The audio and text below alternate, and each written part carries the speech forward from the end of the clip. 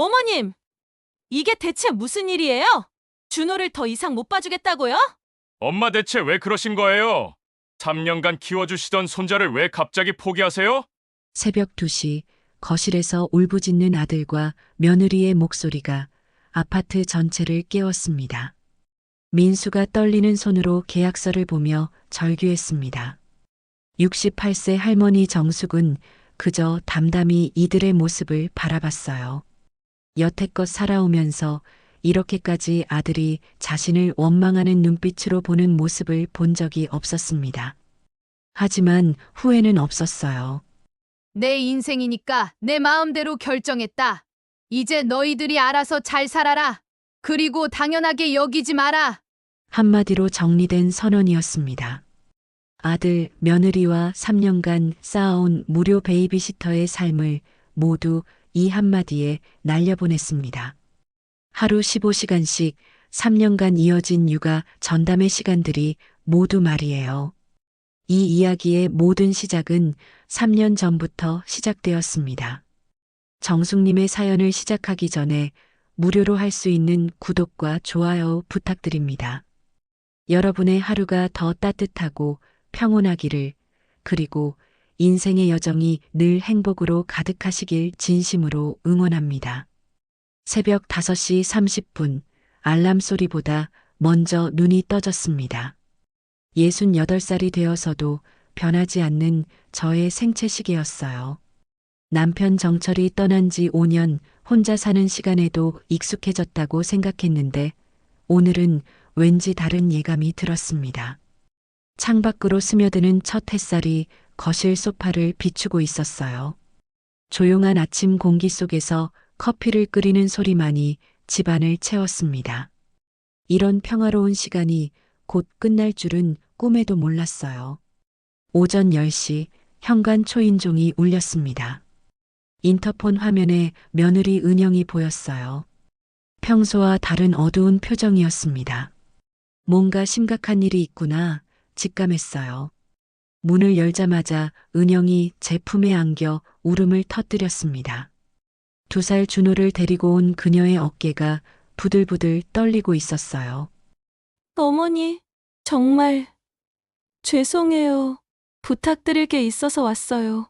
은영의 목소리는 간절함으로 떨리고 있었습니다. 거실에 앉힌 후 차를 끓여주면서 무슨 일인지 물었어요. 그녀는 한참을 망설이다가 입을 열었습니다. 직장 복귀를 해야 하는데 준호를 맡길 곳이 없어요. 어린이집은 대기가 너무 길고 베이비시터는 믿음이 안 가고. 이야기를 들어보니 사정이 복잡했어요. 민수의 회사가 구조조정으로 어려워지면서 은영이 다시 일을 해야 하는 상황이 된 거였습니다. 그런데 2살 준호를 돌봐줄 마땅한 곳이 없다는 거예요. 어머니가 아이 봐주시면 정말 안심이 될 것 같아요. 다른 사람한테 맡기기엔 너무 불안해서요. 은영의 눈에서 또다시 눈물이 흘러내렸어요. 저는 그 눈물을 보면서 마음이 움직였습니다. 혈육이잖아요. 2살짜리 손자를 남에게 맡기느니 할머니인 제가 돌보는 게 당연하다고 생각했어요. 하지만 문제가 있었습니다. 은영이 사는 곳까지는 지하철로 1시간이나 걸렸어요. 매일 왕복하기에는 제 나이에 너무 부담스러웠습니다. 그때 은영이 조심스럽게 말했어요. 그럼 저희와 함께 사시는 건 어떨까요? 함께 산다는 말에 저는 잠시 망설였어요.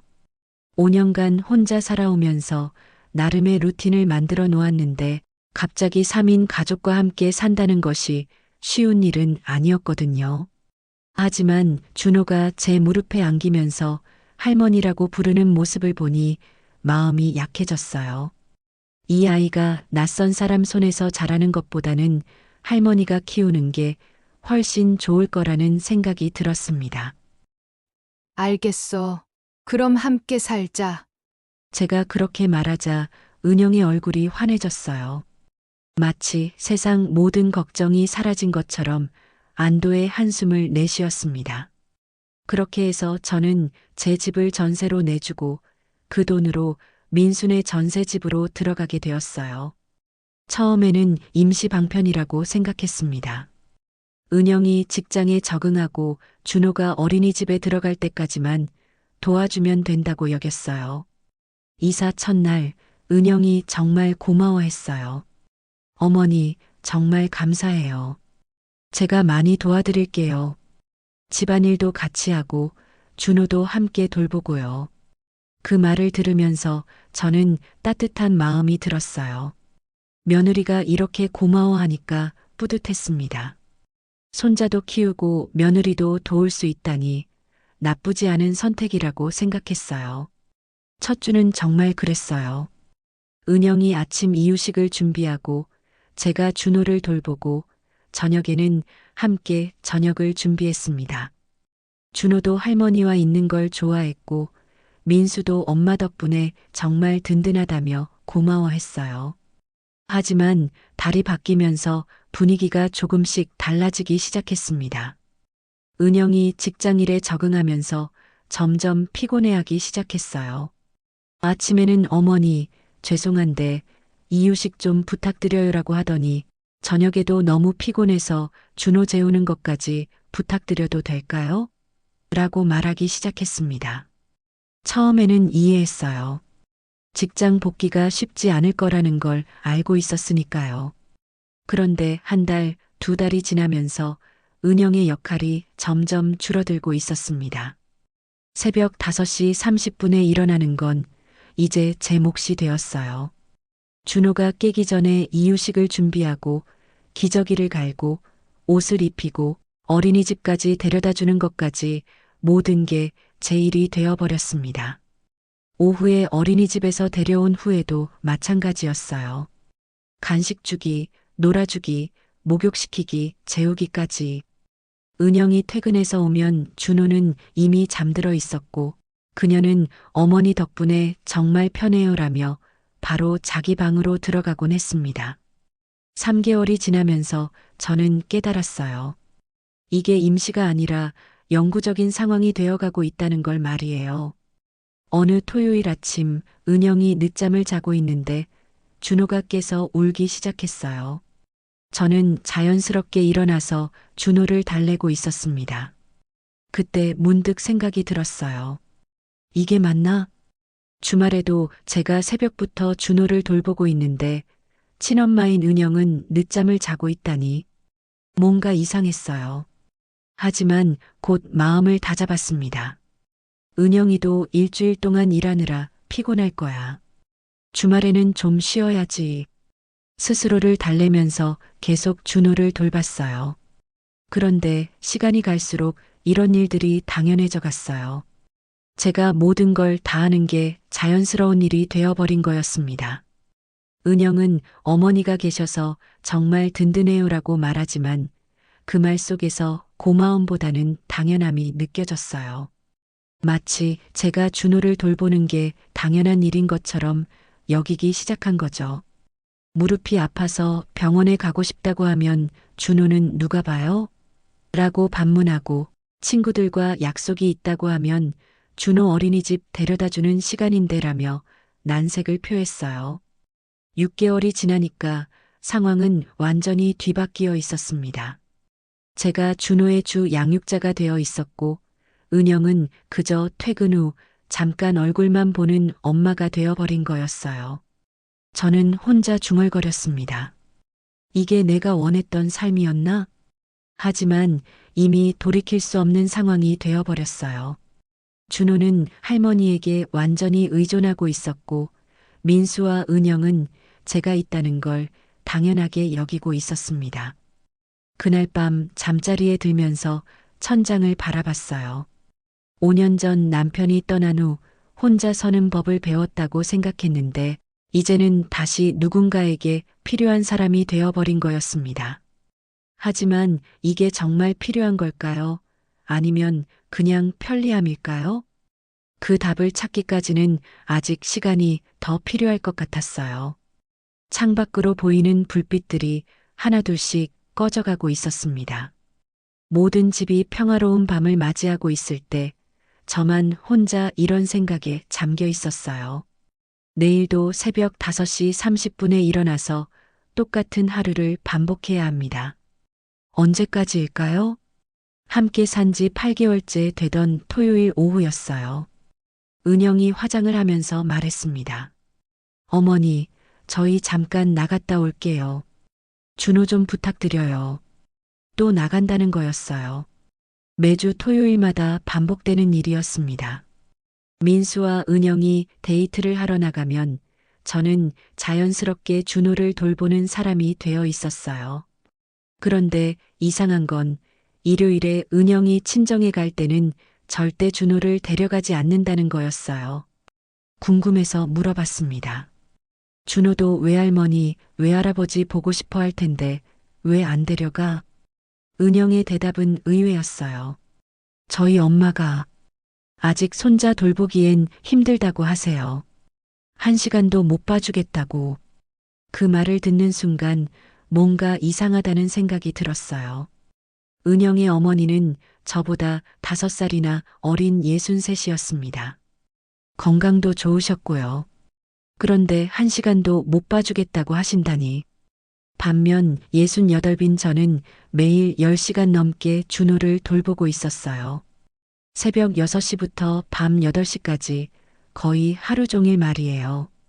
그날 밤 잠자리에서 생각해 봤습니다. 이게 맞나? 제 생일이 다가오고 있었어요. 작년에는 민수가 작은 케이크라도 사왔었는데 올해는 아무도 기억하지 못하는 것 같았습니다. 그런데 일주일 전 은영의 어머니 생신 때는 달랐어요. 은영이 백화점에서 150만 원짜리 명품 핸드백을 사왔거든요. 우리 엄마 생신이라서 좋은 걸로 사왔어요. 평생 고생만 하셨는데 이런 선물도 못 드리면 안 되잖아요. 그 말을 들으면서 가슴이 묵직해졌어요. 저도 평생 고생했는데 저에게는 왜 그런 마음이 없을까요? 제 생일 당일 아침부터 저녁까지 아무도 축하해주지 않았어요. 은영은 평소와 다름없이 출근했고 민수도 마찬가지였습니다. 저녁에 준호를 재우고 나서 혼자 작은 케이크를 사왔어요. 68번째 생일을 혼자 축하하는 기분이 이렇게 쓸쓸할 줄은 몰랐습니다. 다음 날 아침 은영이 미안하다며 말했어요. 어머니, 어제가 생신이셨죠? 깜빡했네요. 죄송해요. 깜빡했다는 말에 더 마음이 아팠어요. 일주일 전 자기 어머니 생신은 1달 전부터 준비했으면서 저는 깜빡할 수 있는 존재였던 거죠. 은영의 친정에서는 일주일에 2번씩 반찬이 배달되었어요. 크고 좋은 반찬통에 정성스럽게 담긴 음식들이었습니다. 우리 엄마가 또 보내주셨어요. 정말 정성이 대단하시죠? 은영이 반찬을 냉장고에 정리하면서 기뻐했어요. 그 반찬들은 금세 동이 났습니다. 민수도 장모님 손맛이 최고라며 칭찬했고요. 반면 제가 새벽에 일어나서 정성껏 만든 반찬들은 다른 취급을 받았어요. 어머니, 이 나물 좀 짜네요. 미역국이 좀 기름져요. 이 반찬은 준호가 못 먹을 것 같아요. 항상 뭔가 부족하다는 시기였어요. 같은 재료로 같은 정성으로 만들어도 처가 반찬과는 다른 평가를 받았습니다. 어느 날은 제가 끓인 미역국을 남기더니 은영이 따로 라면을 끓여 먹는 걸 봤어요. 그때 가슴이 정말 아팠습니다. 내가 만든 음식이 그렇게 맛없나? 겨울이 오면서 무릎이 많이 아파지기 시작했어요. 준호를 안고 어린이집을 오가는 일 하루 종일 서서 집안일을 하는 것들이 68살의 몸에는 벅찼습니다. 어느 날 아침 일어나기가 힘들 정도로 무릎이 아팠어요. 은영에게 말했습니다. 무릎이 너무 아파서 병원에 좀 가야겠어. 은영의 반응은 차가웠어요. 그럼 준호는 누가 봐요? 오늘 회사에 중요한 회의가 있어서 빠질 수가 없는데. 파스 우선 붙여보세요. 며칠 쉬면 나을 거예요. 그 말을 들으면서 허탈했어요. 제 건강보다 회사 회의가 더 중요하다는 뜻이었으니까요. 그런데 일주일 후 은영의 어머니가 감기에 걸렸다는 소식을 들었을 때는 달랐어요. 우리 엄마가 감기에 걸리셨어요. 제가 가서 간병해 드려야 할 것 같아요. 그날 은영은 회사도 조퇴하고 친정으로 달려갔어요. 같은 사람의 다른 모습이었습니다. 저는 결국 혼자 병원에 갔어요. 무릎을 부축하며 지하철을 타고 혼자서 진료를 받았습니다. 관절염이라는 진단을 받았지만 집에 와서 말할 수도 없었어요. 준호가 울고 있었거든요. 크리스마스가 다가오면서 선물 준비가 시작되었어요. 은영이 인터넷 쇼핑을 하면서 말했습니다. 언니네 조카들 크리스마스 선물 사야 해요. 이제 중학생이니까 좀 좋은 걸로. 은영의 처가 조카들에게는 한 명당 10만 원씩 들여서 선물을 샀어요. 브랜드 운동화며 전자기기까지 정말 좋은 것들이었습니다. 그런데 시댁 조카들 이야기가 나왔을 때는 달랐어요. 아직 애들은 어린데 비싼 것보다는 실용적인 게 어떨까요? 결국 시댁 조카들에게는 2만 원짜리 간단한 선물만 준비했어요. 같은 조카인데 이렇게 차이가 날 수 있나 싶었습니다. 제가 따로 용돈을 보태서 조카들에게도 제대로 된 선물을 준비했어요. 그것도 모르게 조용히 말이에요. 첫 번째 추석이 다가왔어요. 원래는 저희 집에서 차례를 지냈는데 올해는 어떻게 할지 모르겠더라고요. 은영이 조심스럽게 말했습니다. 어머니, 올해 추석은 친정에서 보내면 안 될까요? 저희 아버지 몸도 안 좋으시고 형편도 어려우셔서 저희가 좀 더 챙겨야 할 것 같아요. 처가 사정이 어렵다는 말에 저는 반대할 수 없었어요. 며느리 친정도 챙겨야 한다고 생각했거든요. 그렇게 해서 추석을 처가에서 보냈는데 그곳에서 저는 완전히 외부인이 된 기분이었어요. 은영의 가족들은 저를 민수 어머니 정도로만 대했고 대화에도 끼워주지 않았습니다. 준호는 외할머니, 외할아버지에게 완전히 매료되어서 저는 거들떠보지도 않았어요. 평소에 하루 종일 돌봐주는 할머니보다 가끔 보는 외조부모가 더 신기한 모양이었습니다. 그날 밤 집에 돌아와서 허무함이 밀려왔어요. 내가 여기서 뭘 하고 있는 걸까? 이런 일들이 반복되면서 저는 점점 투명해져 갔어요. 가족회의에서도 제 의견은 묻지 않았고 여행 계획을 세울 때도 저는 빠져 있었습니다. 어머니는 집에서 쉬세요. 저희만 다녀올게요. 언제부턴가 이런 말이 자연스러워졌어요. 저는 집을 지키는 사람, 준호를 돌보는 사람으로만 여겨지고 있었습니다. 어느 날 밤 거울을 보니 제 얼굴이 많이 늙어 보였어요. 함께 살기 시작한 지 1년도 안 되었는데 마치 10년은 더 늙은 것 같았습니다. 무릎은 계속 아팠고 어깨도 결렸고 허리도 아팠어요. 하지만 아프다고 말할 수도 없었습니다. 그러면 준호는 누가 봐요? 라는 말이 돌아올 테니까요. 그날 밤 침대에 누워서 천장을 바라보며 생각했어요. 이게 내가 원했던 삶이 맞나? 처음에는 손자를 도와주는 할머니였는데 어느새 24시간 전담 베이비시터가 되어 있었어요. 그것도 무급으로 말이에요. 더 힘든 건 이 모든 게 당연하다는 듯이 여겨진다는 거였어요. 고마움은 점점 줄어들고 당연함만 늘어갔습니다. 창밖에서 다른 집들의 불빛이 보였어요. 저 집들은 어떨까요? 모든 할머니들이 저처럼 살고 있을까요? 아니면 저만 이렇게 바보 같은 걸까요? 잠들기 전 마지막으로 떠오른 생각이었어요. 내일도 새벽 5시 30분에 일어나서 똑같은 하루를 반복해야 합니다. 언제까지일까요? 그리고 언제쯤 저도 진짜 가족으로 대접받을 수 있을까요? 함께 산 지 1년 6개월째, 겨울 추위가 뼈에 스며드는 2월이었어요. 새벽 5시에 일어나는데 무릎이 너무 아파서 침대에서 일어날 수가 없었습니다. 관절염이 악화된 것 같았어요. 밤새 뒤척이느라 잠도 제대로 못 잤고 아침에 준호 이유식을 준비하려고 부엌에 서 있는 것조차 힘들었습니다. 은영이 출근 준비를 하면서 제가 힘들어하는 모습을 봤어요. 평소보다 동작이 느리고 얼굴이 굳어 있었거든요. 어머니, 어디 아프세요? 무릎이 너무 아파서 병원에 가봐야겠어. 오늘 준호 어린이집 보내고 오후에 갔다 올게. 그런데 은영의 반응은 차가웠어요. 그럼 준호 데리러 가는 건 어떻게 해요? 오늘 팀 회의가 있어서 일찍 못 나와요. 그리고 어머니가 병원 가시면 저녁 준비는 누가 하고요?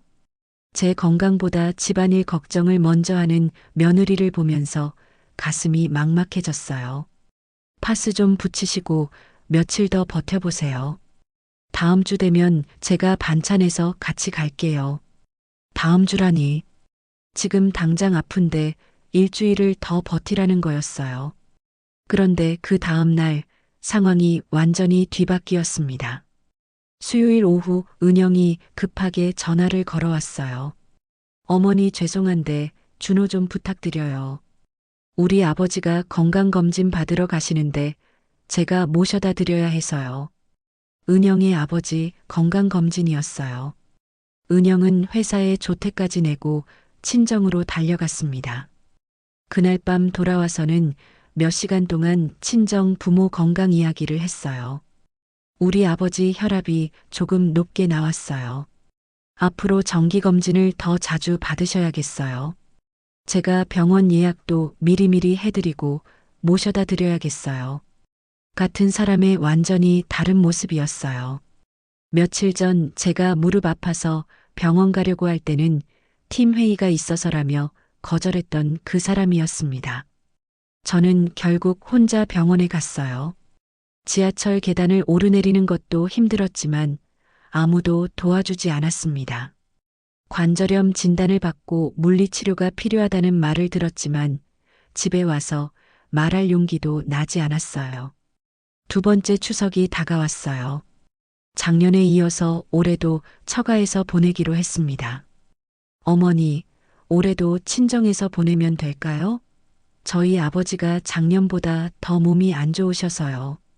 하지만 이번에는 뭔가 다른 느낌이었어요. 마치 저를 아예 빼놓고 계획을 세운 것 같았거든요. 어머니는 좀 불편하실 것 같아서 혹시 원하시면 집에서 쉬셔도 돼요. 집에서 쉬라는 말에 충격을 받았어요. 명절에 혼자 있으라는 뜻이었으니까요. 결국 저는 혼자서 차례상을 차렸습니다. 남편의 제사상을 혼자 차리면서 눈물이 났어요. 여보, 이게 맞아? 우리 아들이 이래도 되는 거야? 그날 밤 혼자 전을 부치고 혼자 제사를 지내고 혼자 정리했습니다. 68 할머니가 명절에 혼자 모든 걸 하고 있다는 현실이 참담했어요. 10월 어느 날 밤 준호가 갑자기 38도 넘는 고열에 시달렸어요. 새벽 2시부터 계속 울어대서 저도 잠을 설칠 수밖에 없었습니다. 해열제를 먹여도 열이 내리지 않고 계속 보채자 걱정이 되어서 은영이 자고 있는 방문을 조심스럽게 두드렸어요. 은영아, 준호가 열이 너무 높아서 그런데.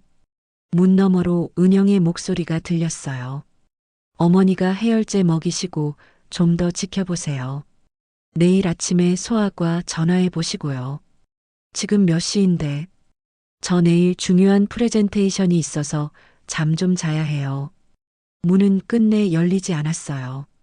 친정 어머니가 감기만 걸려도 조퇴까지 했던 그 사람이 자기 아이가 38도 열이 나는데도 문조차 열지 않는 거였습니다.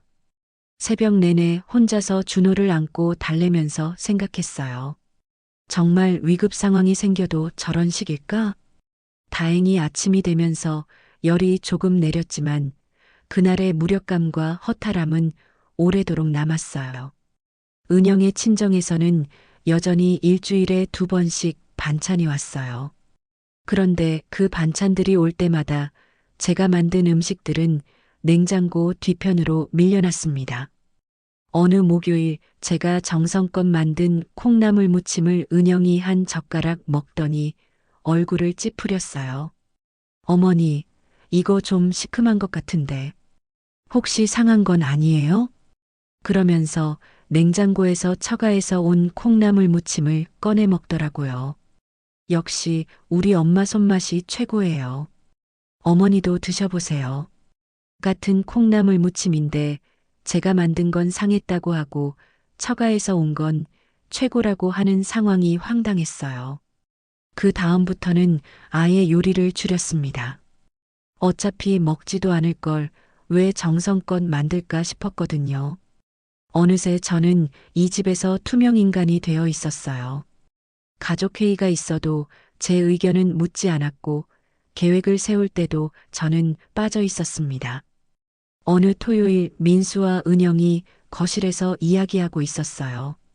우리 내년에 제주도 여행 어때? 회사에서 휴가비 지원도 해준다는데. 좋아. 우리 부모님도 모시고 가면 좋겠다. 우리 부모님이라는 말에 귀가 번쩍 뛰었어요. 혹시 저도 포함된 건가 싶어서요. 우리 엄마 아빠 모시고 가자. 평생 제주도 못 가보셨잖아. 우리 엄마 아빠는 은영의 부모를 뜻하는 거였어요. 저는 처음부터 계획이 없었던 거죠. 어머니는 어떻게 하지? 민수가 뒤늦게 물었어요. 어머니는 무릎도 안 좋으신데 집에서 쉬셔야지. 자연스럽게 저는 집지킴이로 분류되었어요. 가족여행에서도 제외되는 존재였습니다. 12월 어느 날 제가 감기에 걸렸어요. 오한과 열이 나면서 몸이 너무 아팠지만 그래도 준호를 돌봐야 했습니다. 은영이 퇴근해서 와보니 제가 소파에 누워 있었어요. 어머니, 어디 아프세요? 감기가 좀 심해서 그래. 오늘은 준호 좀 내가 봐주면 안 될까? 하지만 은영의 대답은 예상과 달랐어요. 어머니, 준호한테 감기 옮으면 어떻게 해요? 마스크라도 끼고 계세요. 저를 걱정하는 게 아니라 준호한테 옮을까봐 걱정하는 거였어요. 감기약 챙겨 드세요. 중요한 회식이 있어서 일찍 못 들어올 것 같거든요. 회식이 아픈 시어머니보다 중요하다는 말이었어요. 그날 밤 38도 가까운 열에 시달리면서도 준호가 깨면 달래주고 기저귀 갈아주고 우유 타주고 했습니다. 새벽 3시 화장실에 가려고 일어서다가 어지러워서 넘어질 뻔했어요.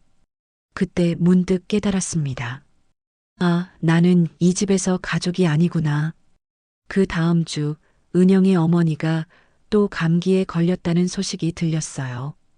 은영의 반응은 완전히 달랐습니다. 우리 엄마가 또 감기에 걸리셨어요. 제가 가서 간병해 드려야겠어요.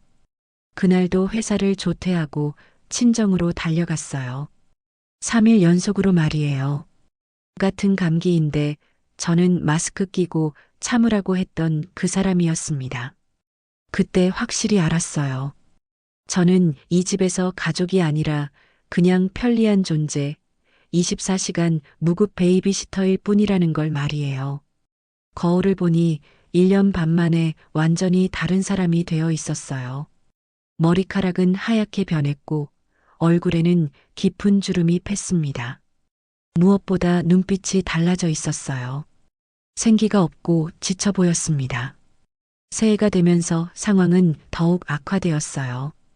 은영이 직급이 올라가면서 더 바빠졌고 저에게 의존하는 정도도 더 심해졌습니다.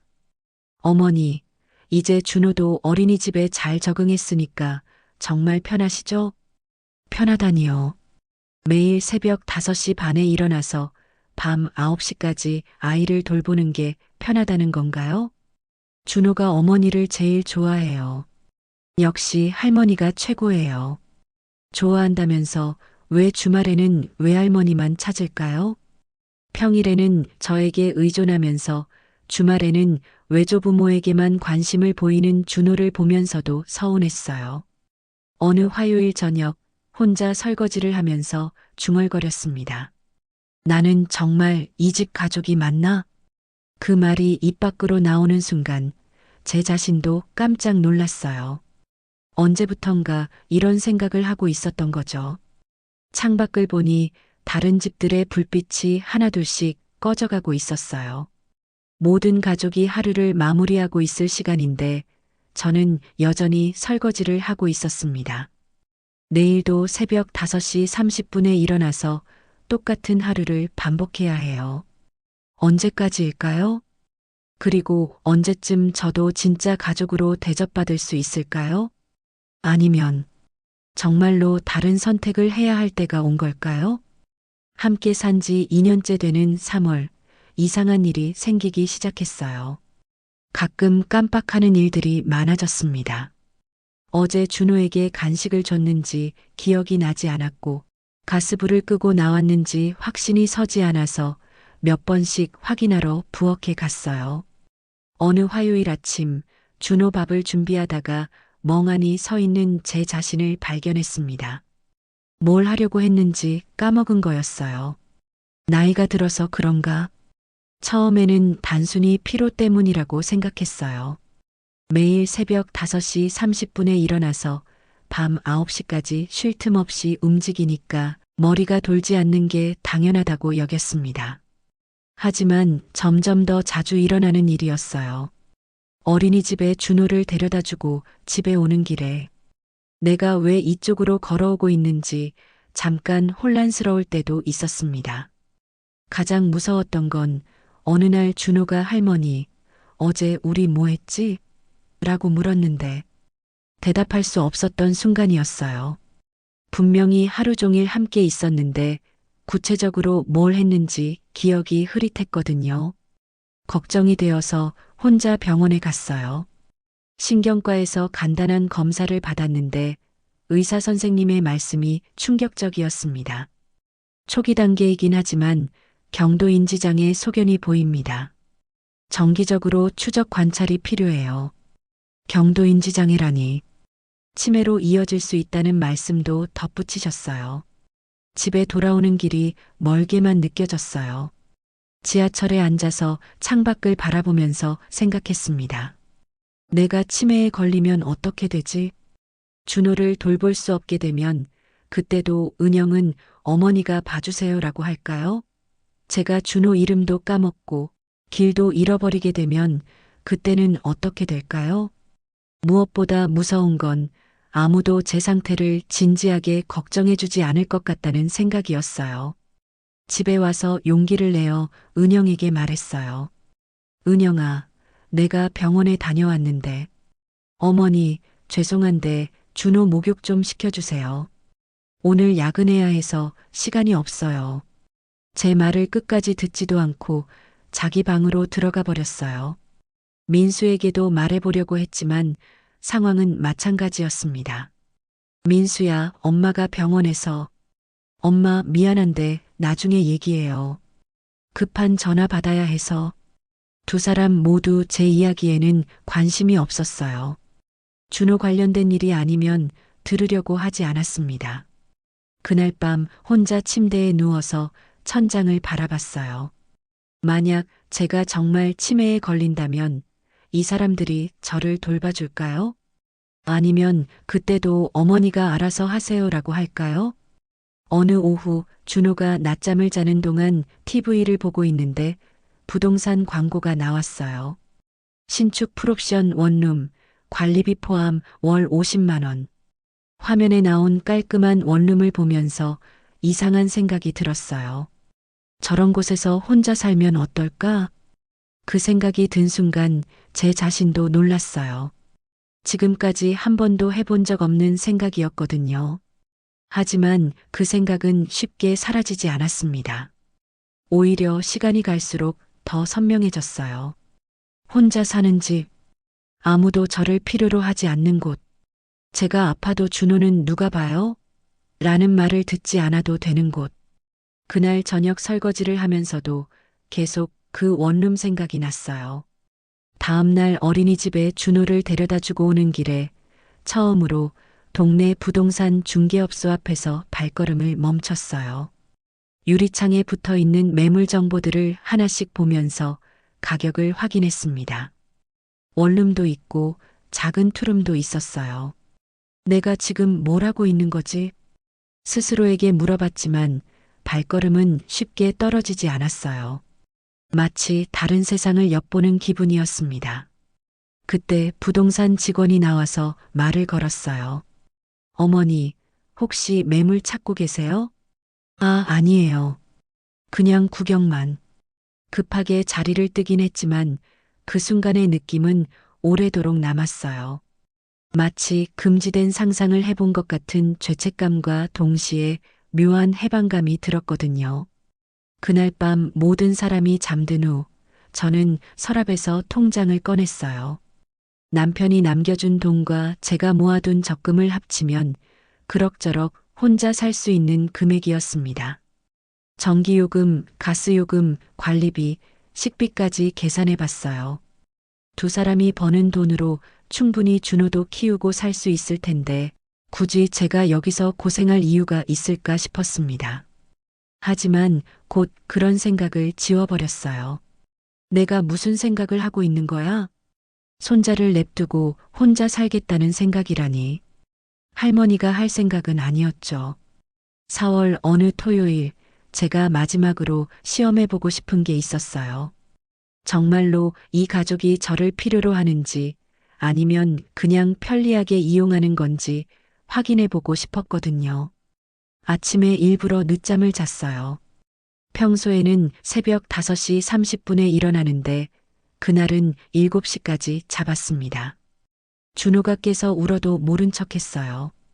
은영이나 민수가 나와서 달래주나 지켜봤습니다. 결과는 예상했던 대로였어요. 어머니, 준호가 울고 있는데 안 들리세요? 은영이 제 방문을 두드리며 짜증 섞인 목소리로 말했어요. 몸이 좀 안 좋아서 그래. 오늘은 내가 좀 봐줄 수 있을까? 어머니, 저 오늘 친구들이랑 약속이 있어요. 그리고 준호는 어머니가 더 잘 달래주시잖아요. 결국 제가 일어나서 준호를 돌봤어요. 그날 하루 종일 아무도 제가 어디 아픈지, 왜 늦게 일어났는지 물어보지 않았습니다. 그저 평소대로 모든 걸 제가 하기를 기대했어요. 그날 밤 잠자리에 들면서 확신했어요. 이 사람들은 저를 가족이 아니라 편리한 도구로 여기고 있다는 걸 말이에요. 제가 아프든 힘들든 상관없이 그저 준호만 잘 돌봐주면 된다고 생각하는 거였습니다. 2년간 새벽 5시 30분에 일어나서 밤 9시까지 아이를 돌보고 집안일을 하고 빨래를 하고 요리를 했지만 단 한 번도 고맙다, 수고하셨다는 말을 들어본 적이 없었어요. 오히려 어머니가 계셔서 편하다, 어머니가 봐주시니까 안심된다는 말만 들었습니다. 편하고 안심되는 존재. 그게 제가 이 집에서 갖는 의미의 전부였어요. 그때 문득 남편 생각이 났어요. 여보, 이게 맞아? 내가 이렇게 살아도 되는 거야? 남편이 살아있다면 뭐라고 했을까요? 아마 정수가 너무 참지 말라고 했을 것 같았어요. 창밖을 보니 다른 집들의 불빛이 하나둘씩 꺼져가고 있었어요. 모든 가족이 평화로운 밤을 맞이하고 있을 시간인데 저는 혼자 이런 고민을 하고 있었습니다. 내일도 새벽 5시 30분에 일어나서 똑같은 하루를 반복해야 해요. 하지만 이제는 확신이 서기 시작했습니다. 이대로는 안 된다는 것을, 뭔가 바꿔야 한다는 것을, 그리고 그 변화는 제가 만들어야 한다는 것을, 어떤 방법으로든 말이에요. 함께 산 지 2년 3개월째 되는 5월의 어느 월요일 아침이었어요. 평소와 다름없이 새벽 5시 30분에 일어나서 준호 아침을 준비하고 있었습니다. 그런데 이상한 일이 일어났어요. 분명히 냄비에 물을 올려놓고 불을 켰는데 30분이 지나도록 끓지 않는 거였어요. 가스불을 확인해 보니 켜지지 않았더라고요. 제가 켰다고 생각했는데 실제로는 켜지지 않았던 거죠. 그 순간 등골이 서늘해졌어요. 내가 정말 치매에 걸리고 있구나. 병원에서 경도인지장애 진단을 받은 지 2달이 지났지만 가족들은 여전히 그 사실을 모르고 있었어요. 아니, 알려고 하지도 않았죠. 준호가 깨서 울기 시작했어요. 배가 고픈 거였는데 밥이 준비되지 않았으니까요. 급하게 다시 준비했지만 평소보다 30분이나 늦어졌습니다. 은영이 출근하면서 짜증 섞인 목소리로 말했어요. 어머니, 왜 이렇게 늦었어요? 준호가 계속 울잖아요. 제가 어린이집 데려다 주고 가야 하는데 시간이 없어요. 사과하고 싶었지만 목이 메어서 말이 나오지 않았어요. 제가 실수한 게 아니라 기억력이 사라져가고 있다는 걸 어떻게 설명할 수 있을까요? 그날 오후 준호가 낮잠을 자는 동안 은영에게 다시 한번 말해보려고 용기를 냈어요. 은영아, 내가 요즘 깜빡하는 일이 많아져서. 어머니, 죄송한데 지금 급한 업무 처리해야 해서요. 나중에 얘기해요. 노트북을 보면서 대답도 제대로 안 하더라고요. 민수가 퇴근해서 왔을 때도 시도해봤어요. 민수야, 엄마가 병원에서. 엄마, 저녁은 뭐예요? 배고파 죽겠어요. 역시 제 말은 끝까지 들어주지 않았어요. 그때 깨달았습니다. 아들 며느리는 제가 무슨 말을 하든 관심이 없다는 걸 말이에요. 준호 돌보는 일에 지장만 없으면 된다고 생각하는 거였습니다. 다음 날 화요일 준호를 어린이집에 데려다 주고 오는 길에 지난번에 들렸던 부동산에 또 가게 되었어요. 이번에는 그냥 지나치지 않았습니다. 문을 열고 들어갔어요. 저번에 오신 분이시죠? 혹시 결정하셨어요? 부동산 직원이 반갑게 맞아주었어요. 유리창에 붙어 있던 원룸 매물이 아직도 있었습니다. 이 원룸 한번 보고 싶어요. 제 입에서 그런 말이 나오는 게 신기했어요. 정말로 이런 일을 할 줄은 몰랐거든요. 원룸은 생각보다 괜찮았어요. 작지만 깔끔하고 혼자 살기에는 충분했습니다. 무엇보다 조용했어요. 아무도 저를 부르지 않는 공간이었습니다. 어떠세요? 마음에 드시면 계약 진행할까요? 망설였지만 결국 고개를 끄덕였어요. 계약금은 언제 가져오시겠어요? 내일. 내일 가져올게요. 집에 돌아오는 길이 이상하게 가벼웠어요. 2년 3개월 만에 처음으로 제가 뭔가 결정을 내린 기분이었습니다. 그날 밤 잠자리에 들기 전 제 방에서 마지막으로 생각을 정리했어요. 과연 이게 맞는 일일까? 손자를 냅두고 떠나는 할머니가 되는 게 옳을까? 하지만 곧 다른 생각이 들었어요. 저를 버린 건 그들이 먼저였다는 건 말이에요. 2년 3개월 동안 저는 24시간 무급 베이비시터였어요. 제 건강도, 제 마음도, 제 인생도 중요하지 않았습니다. 오직 준호만 잘 돌봐주면 되는 존재였죠. 더 늦기 전에 결정해야 했어요. 기억력이 더 나빠지기 전에, 혼자 살 힘도 없어지기 전에 말이에요. 창밖을 보니 다른 집들의 불빛이 평화롭게 반짝이고 있었어요. 내일부터는 제 인생도 다시 시작될 거라는 생각이 들었습니다. 수요일 아침 평소처럼 준비를 마치고 은영과 민수가 출근하려고 할 때였어요. 잠깐 너희한테 할 말이 있어. 두 사람이 현관에서 멈춰 섰어요. 제 목소리가 평소와 달랐나 봅니다. 준호를 더 이상 못 봐주겠어. 순간 정적이 흘렀어요. 은영과 민수가 제 말을 이해하지 못하는 표정이었습니다.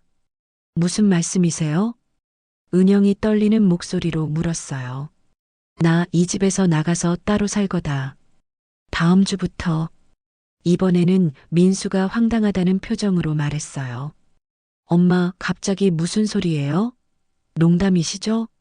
농담이 아니야. 진짜야. 그때부터 둘의 반응이 달라졌어요. 어머니, 갑자기 이게 무슨 소리예요? 그럼 준호는 어떻게 하라고요? 은영의 목소리가 점점 높아졌어요. 엄마, 설마 진짜는 아니죠? 뭔 일 있어요? 민수도 당황한 기색이 역력했습니다. 너희가 알아서 해. 어린이집도 있고 베이비시터도 있잖아. 어머니, 그런 게 어디 쉬워요? 어린이집은 오후 6시에 끝나는데 저희는 7시, 8시에 들어와요. 그럼 일찍 들어와. 제 대답이 너무 간단해서 은영이 더욱 당황했어요. 엄마, 혹시 어디 아프세요? 무슨 일 있으면 말씀하세요. 민수가 제 어깨에 손을 올리며 걱정스럽게 물었지만 저는 그 손을 살짝 밀어냈어요. 아프지 않아. 그냥 더 이상 못하겠어. 어머니, 제발이요. 갑자기 이러시면 저희가 어떻게 해요? 은영이 울음을 터뜨리기 시작했어요. 제가 뭘 잘못했어요? 말씀해 주세요. 고칠게요. 하지만 이미 늦었어요. 2년 3개월 동안 쌓인 서운함과 외로움이 한순간에 터져 나왔습니다. 2년 동안 나한테 고맙다는 말 한번 해봤니? 내가 아플 때 걱정해봤니? 매일 새벽 5시 30분에 일어나서 밤 9시까지 준호 돌보는 게 당연하다고 생각했지? 제 목소리가 떨리고 있었어요. 어머니, 나도 사람이야. 68배 노인이고 무릎도 아프고 기억력도 나빠지고 있어. 그런데 아무도 관심 없잖아. 준호만 잘 돌봐주면 되는 거잖아. 은영과 민수가 할 말을 찾지 못했어요. 엄마, 정말 그렇게 생각하셨어요? 민수가 충격받은 표정으로 물었어요.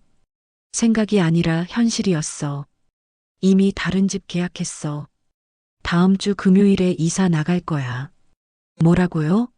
벌써 계약까지? 은영이 기절할 것 같은 표정을 지었어요. 어머니, 제발 다시 생각해 주세요. 저희가 정말 잘못했어요. 하지만 제 마음은 이미 결정되어 있었어요. 생각은 2년 동안 충분히 했어. 그때 준호가 깨서 울기 시작했어요. 평소 같으면 제가 달려갔겠지만 이번에는 움직이지 않았습니다. 준호 울고 있어. 가서 봐. 은영과 민수가 서로를 바라봤어요. 둘 다 어떻게 해야 할지 모르는 표정이었습니다. 그날부터 집안 분위기가 완전히 바뀌었어요. 은영은 회사에 육아휴직이 가능한지 확인하고 민수는 베이비시터를 알아보기 시작했습니다. 하지만 쉽지 않았어요. 베이비시터 비용도 만만치 않았고 준호가 낯선 사람을 거부했거든요. 어머니, 정말 안 될까요? 매일 밤 은영이 매달렸지만 제 대답은 한결같았어요. 이미 결정했어. 금요일 아침 이사짐을 정리하면서 마지막으로 생각했어요. 과연 이게 맞는 선택일까? 하지만 후회는 없었어요. 처음으로 제 인생을 제가 결정한 거였으니까요. 준호가 할머니 어디가? 라고 물었을 때도 담담하게 대답했어요. 할머니는 할머니 집에 가는 거야. 짐을 다 싸고 나니까 홀가분했어요. 2년 3개월 만에 처음으로 자유로운 기분이 들었습니다. 새로운 시작이었어요. 비록 늦은 나이지만 제 인생을 되찾는 시작이었습니다. 함께 산 지 2년 3개월째 되는 5월의 어느 월요일 아침이었어요. 평소와 다름없이 새벽 5시 30분에 일어나서 준호 아침을 준비하고 있었습니다. 그런데 이상한 일이 일어났어요.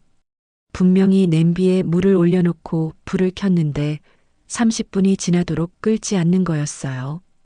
가스불을 확인해 보니 켜지지 않았더라고요.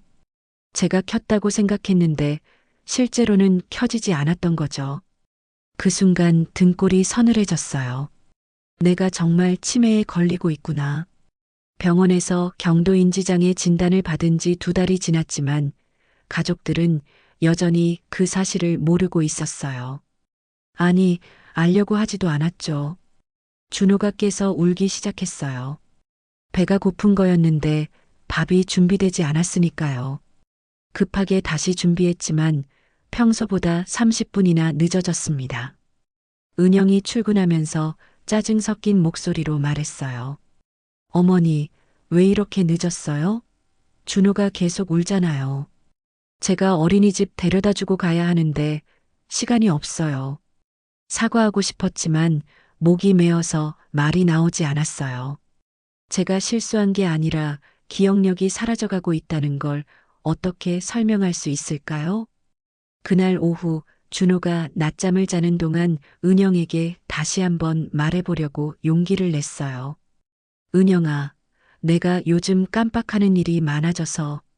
어머니, 죄송한데 지금 급한 업무 처리해야 해서요. 나중에 얘기해요. 노트북을 보면서 대답도 제대로 안 하더라고요. 민수가 퇴근해서 왔을 때도 시도해봤어요. 민수야, 엄마가 병원에서. 엄마, 저녁은 뭐예요? 배고파 죽겠어요. 역시 제 말은 끝까지 들어주지 않았어요. 그때 깨달았습니다. 아들 며느리는 제가 무슨 말을 하든 관심이 없다는 걸 말이에요. 준호 돌보는 일에 지장만 없으면 된다고 생각하는 거였습니다. 다음 날 화요일 준호를 어린이집에 데려다 주고 오는 길에 지난번에 들렸던 부동산에 또 가게 되었어요. 이번에는 그냥 지나치지 않았습니다. 문을 열고 들어갔어요. 저번에 오신 분이시죠? 혹시 결정하셨어요? 부동산 직원이 반갑게 맞아주었어요. 유리창에 붙어 있던 원룸 매물이 아직도 있었습니다. 이 원룸 한번 보고 싶어요. 제 입에서 그런 말이 나오는 게 신기했어요. 정말로 이런 일을 할 줄은 몰랐거든요. 원룸은 생각보다 괜찮았어요. 작지만 깔끔하고 혼자 살기에는 충분했습니다. 무엇보다 조용했어요. 아무도 저를 부르지 않는 공간이었습니다. 어떠세요? 마음에 드시면 계약 진행할까요? 망설였지만 결국 고개를 끄덕였어요. 계약금은 언제 가져오시겠어요? 내일. 내일 가져올게요. 집에 돌아오는 길이 이상하게 가벼웠어요. 2년 3개월 만에 처음으로 제가 뭔가 결정을 내린 기분이었습니다. 그날 밤 잠자리에 들기 전 제 방에서 마지막으로 생각을 정리했어요. 과연 이게 맞는 일일까? 손자를 냅두고 떠나는 할머니가 되는 게 옳을까? 하지만 곧 다른 생각이 들었어요. 저를 버린 건 그들이 먼저였다는 건 말이에요. 2년 3개월 동안 저는 24시간 무급 베이비시터였어요. 제 건강도, 제 마음도, 제 인생도 중요하지 않았습니다. 오직 준호만 잘 돌봐주면 되는 존재였죠. 더 늦기 전에 결정해야 했어요. 기억력이 더 나빠지기 전에, 혼자 살 힘도 없어지기 전에 말이에요. 창밖을 보니 다른 집들의 불빛이 평화롭게 반짝이고 있었어요. 내일부터는 제 인생도 다시 시작될 거라는 생각이 들었습니다. 수요일 아침 평소처럼 준비를 마치고 은영과 민수가 출근하려고 할 때였어요. 잠깐 너희한테 할 말이 있어. 두 사람이 현관에서 멈춰 섰어요. 제 목소리가 평소와 달랐나 봅니다. 준호를 더 이상 못 봐주겠어. 순간 정적이 흘렀어요. 은영과 민수가 제 말을 이해하지 못하는 표정이었습니다. 무슨 말씀이세요? 은영이 떨리는 목소리로 물었어요. 나 이 집에서 나가서 따로 살 거다. 다음 주부터. 이번에는 민수가 황당하다는 표정으로 말했어요. 엄마, 갑자기 무슨 소리예요? 농담이시죠? 농담이 아니야. 진짜야.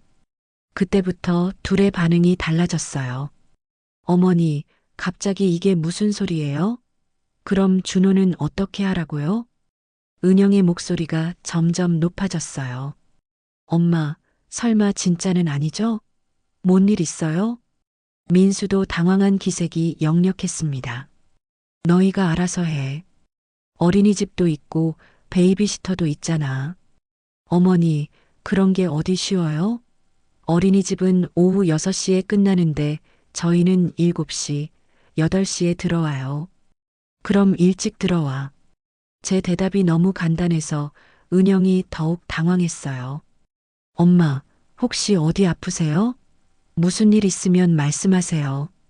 민수가 제 어깨에 손을 올리며 걱정스럽게 물었지만 저는 그 손을 살짝 밀어냈어요. 아프지 않아. 그냥 더 이상 못하겠어. 어머니, 제발이요. 갑자기 이러시면 저희가 어떻게 해요? 은영이 울음을 터뜨리기 시작했어요. 제가 뭘 잘못했어요? 말씀해 주세요. 고칠게요. 하지만 이미 늦었어요. 2년 3개월 동안 쌓인 서운함과 외로움이 한순간에 터져 나왔습니다. 2년 동안 나한테 고맙다는 말 한번 해봤니? 내가 아플 때 걱정해봤니? 매일 새벽 5시 30분에 일어나서 밤 9시까지 준호 돌보는 게 당연하다고 생각했지? 제 목소리가 떨리고 있었어요. 어머니, 나도 사람이야. 68배 노인이고 무릎도 아프고 기억력도 나빠지고 있어. 그런데 아무도 관심 없잖아. 준호만 잘 돌봐주면 되는 거잖아. 은영과 민수가 할 말을 찾지 못했어요. 엄마, 정말 그렇게 생각하셨어요? 민수가 충격받은 표정으로 물었어요. 생각이 아니라 현실이었어. 이미 다른 집 계약했어. 다음 주 금요일에 이사 나갈 거야. 뭐라고요? 벌써 계약까지? 은영이 기절할 것 같은 표정을 지었어요. 어머니, 제발 다시 생각해 주세요. 저희가 정말 잘못했어요. 하지만 제 마음은 이미 결정되어 있었어요. 생각은 2년 동안 충분히 했어. 그때 준호가 깨서 울기 시작했어요. 평소 같으면 제가 달려갔겠지만 이번에는 움직이지 않았습니다. 준호 울고 있어. 가서 봐. 은영과 민수가 서로를 바라봤어요. 둘 다 어떻게 해야 할지 모르는 표정이었습니다. 그날부터 집안 분위기가 완전히 바뀌었어요. 은영은 회사에 육아휴직이 가능한지 확인하고 민수는 베이비시터를 알아보기 시작했습니다. 하지만 쉽지 않았어요. 베이비시터 비용도 만만치 않았고 준호가 낯선 사람을 거부했거든요. 어머니, 정말 안 될까요? 매일 밤 은영이 매달렸지만 제 대답은 한결같았어요. 이미 결정했어.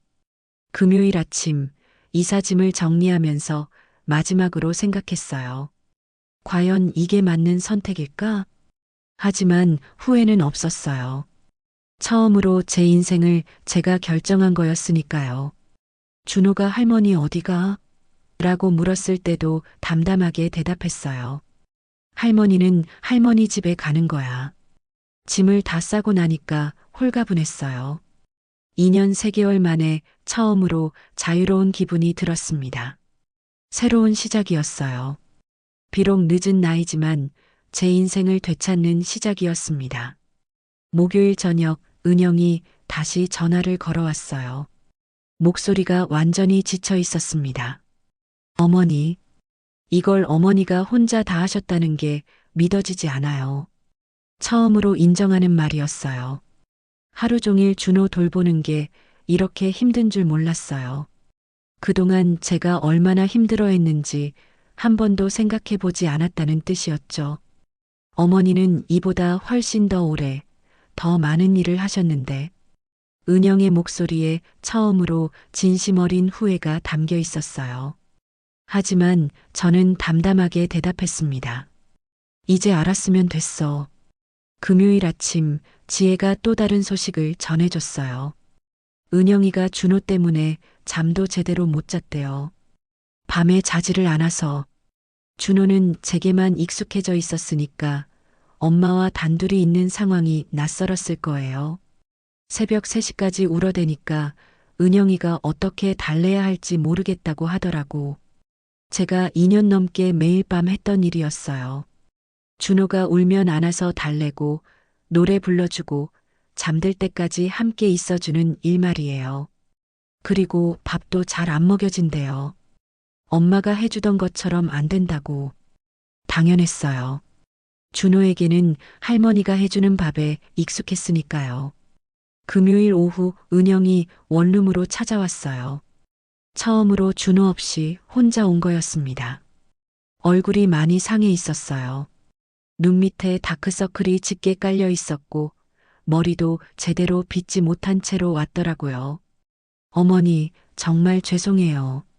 문을 열자마자 고개를 숙이며 사과했습니다. 제가 정말 몰랐어요. 어머니가 얼마나 힘드셨는지. 처음으로 진심이 담긴 사과였어요. 형식적인 말이 아니라 정말로 깨달은 후의 사과였습니다. 여기 앉아. 차를 끓여주면서 은영의 이야기를 들어봤어요. 하루 종일 준호만 돌보는데도 이렇게 힘든데 어머니는 집안일까지 다 하셨잖아요. 맞는 말이었어요. 저는 준호를 돌보면서 동시에 빨래, 청소, 요리까지 다 했었거든요. 그리고 어머니 나이에. 정말 죄송해요. 은영이 베이비시터를 구해보려고 했다는 이야기도 들려줬어요. 베이비시터 비용이 한 달에 200만 원이에요. 그것도 오후 6시까지만이고 주말이나 밤에는 추가 비용이에요. 현실적인 문제였어요. 두 사람이 벌어도 베이비시터 비용을 감당하기 어려운 상황이었습니다. 그런데 어머니는 2년 넘게 무료로. 은영이 말을 잇지 못했어요. 자신들이 얼마나 큰 혜택을 당연하게 여기고 있었는지 깨달은 거죠. 돈 문제가 아니었어. 정말 힘든 건 마음이었어.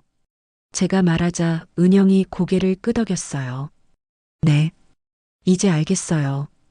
토요일에는 더 충격적인 소식이 들려왔어요. 준호가 계속 저를 찾고 있다는 거였습니다. 어머니, 준호가 계속 진짜 할머니 어디 갔어? 라고 물어요. 지혜가 전해준 말이었어요. 은영이가 엄마가 여기 있잖아 라고 하면 엄마 말고 할머니 라고 운다고. 준호에게는 제가 진짜 할머니였던 거예요. 엄마보다 더 가까운 존재였죠. 어린이집에서도 친구들한테 우리 할머니가 제일 좋아라고 자랑했대요. 그 말을 들으니 가슴이 찡했어요. 그래도 준호는 저를 사랑하고 있었구나 싶었거든요. 일요일 저녁 은영이 다시 전화를 걸어왔어요. 이번에는 완전히 다른 목소리였습니다. 어머니, 저 정말 잘못했어요. 일주일 동안 해보니까 정말 사람이 할 일이 아니에요. 은영이 친정엄마랑 똑같은 말이었어요. 하지만 은영은 일주일을 버텼으니까 시어머니보다는 3배 이상 오래 견딘 거였죠. 무릎이 아프신데도 관절염이 있으신데도 어떻게 매일 하셨어요? 정말 죄송해요. 제가 너무 이기적이었어요. 진심이 느껴지는 사과였어요. 처음으로 제 입장에서 생각해 본 것 같았습니다. 월요일에 은영이 또 찾아왔어요. 이번에는 구체적인 계획을 가지고 왔더라고요. 어머니, 제가 시간제 근무로 바꾸려고 해요. 그래서 오후 3시에 일 끝내고 직접 준호 데리러 갈 거예요. 자신의 커리어를 조정해서라도 직접 아이를 돌보겠다는 의지였어요. 그리고 주말에는 저희가 직접 돌볼게요. 어머니께 더 이상 부담 드리지 않겠어요. 하지만 저는 아직 마음의 준비가 되지 않았어요. 천천히 해봐. 급하지 않게. 그 다음 화요일 오후 은영이 민수와 함께 찾아왔어요. 두 사람 모두 진심으로 사과하는 모습이었습니다. 엄마, 저희가 정말 잘못했어요. 민수도 처음으로 제대로 된 사과를 했어요. 엄마가 얼마나 힘드셨는지 이제야 알겠어요. 앞으로는 정말 달라질게요. 하지만 저는 아직 확신이 서지 않았어요. 말로만 하는 사과가 아니라 진짜 변화가 있을지 지켜봐야 했거든요. 말만 하지 말고 행동으로 보여줘. 그 주부터 작은 변화들이 보이기 시작했어요. 은영이 매일 안부 전화를 걸어왔고 민수도 주말마다 원룸에 들러서 안부를 물었습니다. 어머니 건강은 어떠세요? 드시고 싶은 거 있으시면 말씀하세요. 예전과는 완전히 다른 태도였어요. 진심으로 제 안부를 걱정하는 모습이었습니다. 그리고 무엇보다 중요한 건 더 이상 제게 준호를 봐달라고 하지 않는다는 거였어요. 정말로 자신들이 직접 돌보겠다는 의지를 보여주고 있었습니다. 목요일에는 은영이 직접 만든 반찬을 가져왔어요.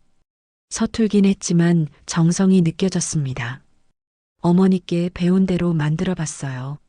맛이 어떤지 모르겠지만 한 숟가락 맛을 보니 간이 좀 싱거웠지만 마음은 따뜻했어요. 맛있어. 정성이 들어가 있네. 그 주말 민수네 가족이 모두 원룸에 놀러 왔어요. 준호도 함께였습니다. 할머니, 준호가 저를 보자마자 달려와서 안겼어요. 정말 오랜만에 보는 손자였습니다. 할머니 보고 싶었어요. 할머니도 준호 보고 싶었어.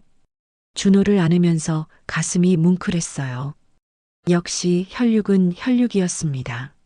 하지만 예전처럼 하루 종일 돌봐달라고 하지는 않았어요. 잠깐 만나서 안부를 나누고 함께 시간을 보낸 후 집으로 돌아갔습니다. 어머니, 오늘 감사했어요. 은영이 진심으로 고마워했어요. 다음에 또 올게요. 하지만 어머니께 부담은 드리지 않을게요. 그 말에서 진짜 변화를 느낄 수 있었어요. 이제는 정말로 제 입장을 이해하기 시작한 것 같았습니다. 창밖을 보니 계절이 바뀌고 있었어요. 저희 관계도 새로운 계절을 맞이하고 있는 것 같았습니다. 완전한 회복까지는 아직 시간이 더 필요하겠지만 희망이 보이기 시작했어요. 원룸에서 맞이하는 첫 번째 계절이었어요. 벌써 봄이 다시 찾아왔습니다. 창밖으로 보이는 벚꽃이 환하게 피어 있었어요. 오전 8시 제가 원하는 시간에 일어났습니다. 누구도 깨우지 않고 재촉하지 않는 고요한 아침이었어요. 커피 한 잔을 끓여서 창가에 앉아 바깥 풍경을 바라봤습니다. 휴대폰이 울렸어요. 민수에게서 온 메시지였습니다. 엄마 좋은 아침이에요. 오늘도 건강한 하루 보내세요. 저녁에 들를게요. 매일 아침 빠짐없이 오는 안부 메시지였어요. 6개월 전과는 완전히 달라진 모습이었습니다. 기억력은 예전보다 많이 나빠졌어요. 가끔 어제 뭘 했는지 기억이 안 날 때도 있고 약 먹는 시간을 깜빡할 때도 있습니다.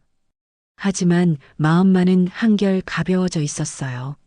무엇보다 제가 진짜 원하는 삶을 살고 있다는 확신이 있었어요. 오후 3시 현관벨이 울렸어요. 은영이 왔습니다. 매주 화요일과 금요일 정확히 일주일에 2번씩 찾아와서 안부를 확인하고 반찬을 가져다 줬어요. 어머니, 안녕하세요. 문을 열자마자 밝게 인사하는 은영의 모습이 6개월 전과는 완전히 달랐어요. 진심으로 저를 반가워하는 표정이었습니다. 오늘은 어머니가 좋아하시는 연근조림 해왔어요. 손에 든 반찬통을 보여주며 말했어요. 처음엔 서툴렀지만 이제는 제법 맛있게 만들어 왔습니다. 고마워. 들어와서 차라도 한 잔해. 감사해요. 잠깐만 들를게요. 은영이 원룸에 들어와서 차를 마시며 근황을 이야기했어요. 준호가 어린이집에서 어떻게 지내는지, 시간제 근무가 어떤지, 민수는 건강한지 물어봤습니다. 준호가 요즘 할머니 얘기를 자주 해요. 주말에 할머니 보러 가는 날만 기다린다고. 그 말을 들으니 가슴이 따뜻해졌어요. 어머니, 약은 제때 드세요? 혈압 체크도 하시고. 예전에는 제 건강에 관심도 없었던 은영이 이제는 진심으로 걱정해주고 있었어요. 토요일 오후 민수네 가족이 모두 찾아왔어요. 준호가 제일 먼저 달려와서 안겼습니다. 할머니, 보고 싶었어요. 할머니도 준호 많이 보고 싶었어. 준호를 안으면서 느꼈어요. 이제는 부담이 아니라 진짜 기쁨이었습니다. 하루 종일 돌봐야 하는 의무가 아니라 잠깐 만나서 사랑을 나누는 소중한 시간이었어요. 할머니, 저 어린이집에서 그림 그렸어요. 준호가 가방에서 그림을 꺼내 보여줬어요. 할머니와 준호가 함께 있는 그림이었습니다. 할머니가 제일 좋아요. 그 말에 눈물이 글썽했어요. 이제는 의무로 돌봐주는 할머니가 아니라 정말로 사랑하는 할머니가 된 거였어요. 민수도 완전히 달라져 있었어요. 엄마, 요즘 컨디션은 어떠세요? 병원 검진 날짜도 미리 말씀해 주세요. 제가 모셔다 드릴게요. 예전에는 제 병원 가는 일에 무관심했던 민수가 이제는 직접 챙겨주겠다고 했어요. 일요일 저녁 뜻밖의 제안이 있었어요. 엄마, 가족회의 하려고 하는데 참석하실래요? 민수가 조심스럽게 물었어요. 6개월 만에 처음으로 가족회의에 초대받은 거였습니다. 무슨 회의인데? 여름 휴가 계획이요. 이번에는 엄마도 함께 가고 싶어서요. 여행 계획에 저를 포함시킨다는 말이었어요. 예전에는 상상할 수도 없었던 일이었습니다. 어머니 체력은 괜찮으실까요? 너무 무리하지 않는 선에서 계획해 보려고요. 은영도 진심으로 제 컨디션을 걱정하고 있었어요. 작은 원룸 거실에 모든 가족이 둘러앉아서 여행 계획을 세우는 모습이 따뜻했어요. 저의 의견도 묻고 제가 가고 싶은 곳도 물어봤습니다. 엄마는 어디 가보고 싶으세요? 바다가 보고 싶어. 그럼 부산 어때요? 바다도 보고 맛있는 것도 먹고. 이런 대화를 나누는 것 자체가 기적 같았어요. 여행 계획을 마치고 준호가 잠든 후 민수와 은영이 진지하게 말했어요. 엄마, 저희가 정말 죄송했어요. 6개월 동안 엄마 없이 살아보니까 정말 엄마가 얼마나 고생하셨는지 뼈저리게 느꼈어요. 은영의 목소리에 진심이 담겨 있었어요. 엄마 덕분에 저희가 진짜 어른이 됐어요. 민수도 고개를 숙이며 말했습니다. 그리고 준호도 진짜 부모의 사랑을 알게 됐고요. 이제 와서 하는 말이지만 어머니 덕분에 저희가 진짜 가족이 될 수 있었어요. 은영이 눈물을 흘리며 말했어요. 제 마음도 뭉클해졌어요. 6개월 전 극단적인 결정이 결국 모든 걸 바꿔놓은 거였습니다. 고마워. 정말 고마워. 그 다음 주부터 더 특별한 변화들이 있었어요. 화요일에는 민수가 회사 일찍 마치고 와서 함께 저녁을 먹었어요. 예전에는 상상할 수 없었던 일이었습니다. 엄마, 옛날 얘기 좀 해주세요. 저 어렸을 때 어떤 아이였어요? 민수가 진심으로 궁금해하며 물었어요. 처음으로 어머니와 진짜 대화를 나누고 싶어 하는 모습이었습니다. 목요일에는 은영이 준호와 함께 와서 함께 요리를 했어요. 어머니, 된장찌개 끓이는 법 제대로 배우고 싶어요. 준호한테도 할머니 손맛을 물려주고 싶어서요. 예전에는 제 음식에 불평만 했던 은영이 이제는 배우고 싶어 했어요. 준호도 할머니와 함께 요리하는 걸 좋아했어요. 할머니, 저도 도와줄게요. 작은 의자에 올라서서 파도 다듬고 두부도 자르려고 했어요. 서툴지만 정성스러운 모습이 사랑스러웠습니다. 요즘 들어 기억력이 더 나빠졌어요. 어제 누가 왔는지 깜빡할 때도 있고 방금 전에 뭘 하려고 했는지 잊어버릴 때도 있습니다. 하지만 이상하게 마음은 더 평화로웠어요. 치매가 진행되더라도 두렵지 않았습니다. 이제는 가족들이 진심으로 저를 사랑하고 있다는 확신이 있었거든요. 어느 날 아침 민수가 안부 전화를 걸었는데 제가 약 먹는 걸 깜빡했다고 하니까 바로 달려왔어요. 엄마, 괜찮으세요? 제가 매일 확인해 드릴게요. 예전 같으면 혼자서 알아서 하세요라고 했을 텐데 이제는 진심으로 걱정해주고 있었어요. 어느 일요일 오후 정말 특별한 일이 있었어요. 딸 지혜의 가족까지 모두 원룸에 모인 거였습니다. 작은 원룸이 가족들로 가득 찼어요. 비좁았지만 그 어느 때보다 따뜻했습니다. 엄마, 정말 잘하셨어요. 지혜가 제 손을 잡으며 말했어요. 덕분에 민수가 진짜 어른이 됐어요. 준호가 할머니 자랑을 했어요. 우리 할머니가 세상에서 제일 좋아요. 할머니가 해주는 계란말이가 제일 맛있어요. 할머니는 저한테만 특별한 사랑을 주세요. 그 순간 모든 사람이 웃었어요. 정말 행복한 웃음이었습니다. 그날 밤 모든 가족이 돌아간 후 혼자 앉아서 지난 일들을 돌이켜봤어요. 6개월 전 그 용기 있는 결정이 모든 것을 바꿔놓았습니다. 극단적이었지만 꼭 필요한 일이었어요. 만약 그때 계속 참고 견뎠다면 어떻게 됐을까요? 아마 저는 계속 투명 인간으로 살았을 거고, 가족들은 영원히 제 소중함을 모르고 살았을 거예요. 때로는 사랑하는 사람을 위해 과감한 결정이 필요한 법이에요. 설령 처음에는 아프고 힘들어도 말이죠. 이제 저는 진짜 가족을 가졌어요. 서로를 진심으로 아끼고 배려하고 존중하는 가족 말이에요. 기억력은 점점 나빠지겠지만 이 사랑의 기억만은 마지막까지 간직하고 싶어요. 창밖을 보니 별이 반짝이고 있었어요. 모든 게 완벽한 밤이었습니다.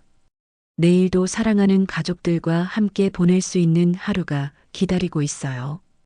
68배 새로 찾은 행복이었지만 그 어느 때보다 소중했습니다. 정말로 가족이 된 거였어요. 마침내